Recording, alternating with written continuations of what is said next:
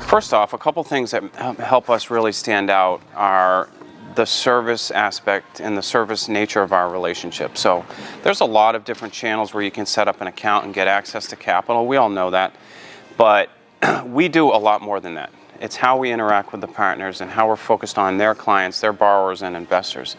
So the level of service you get from RCN compared to the competition there's really a big distinction there. First, we have everything in-house. So when we have an issue with servicing or someone has a question, whether it's servicing, legal, accounting, what have you, marketing, all of those folks are RCN employees right in one location, generally speaking. There are some remote folks.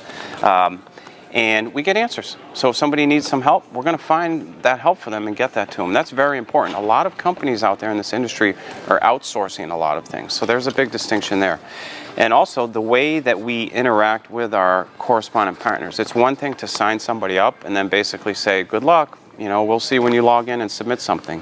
We go way beyond that. It really starts from the beginning where when I'm engaging with a potential partner, there's a consultation phase. I may be on the phone with them several times.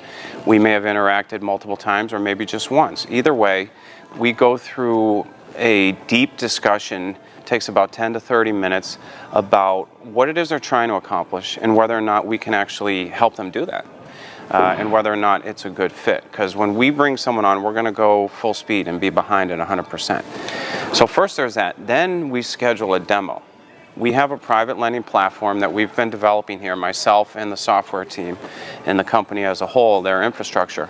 And we want to show them that. It's very simple to use. So the correspondent partner, whoever the principal is, plus any staff that's relevant, they're going to be required to use that to send deals over to us. So we want them to see it. That takes about 20 minutes. But I'm also on that call. I'm not just shoving them off to some unknown location and wishing them the best.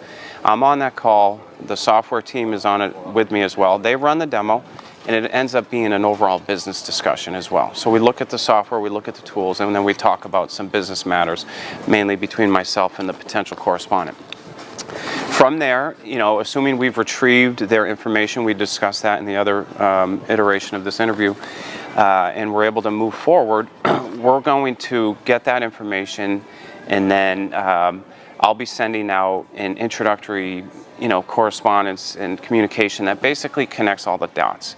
You're going to be assigned a loan officer. That's pretty unique as well. So you'll have an actual loan officer who's assigned to you, plus a processor. I'll make sure everyone's aware of who's who and what their roles are. And we'll also retrieve some information so we can develop all of your white label marketing materials.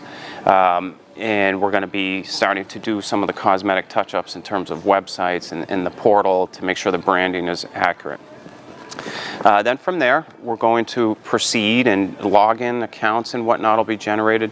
And they will be, at this point they have the ability, they've signed the agreements, they have the ability to actually execute deals and submit deals and make some money with us. But we noticed, as we have built this up, and by the way, we're up above 120 correspondent partners right now.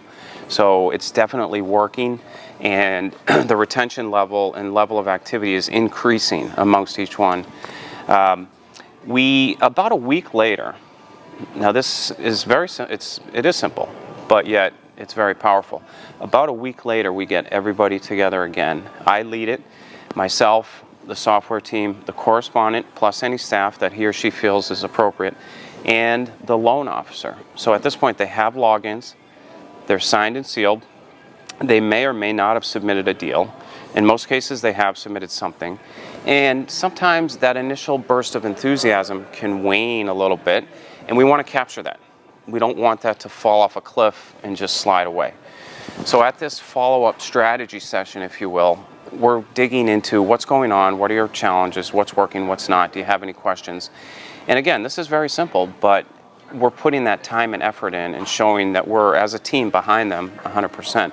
And we're able to nip a lot of things in the bud and kind of get everybody on the right sheet of music and make sure that ship is going straight as an arrow right through the ocean. Nice. And just to reiterate your whole lending program, it's mainly bridge, fix and flip, 30-year rental loans, Yep. residential and multifamily, right, that you do.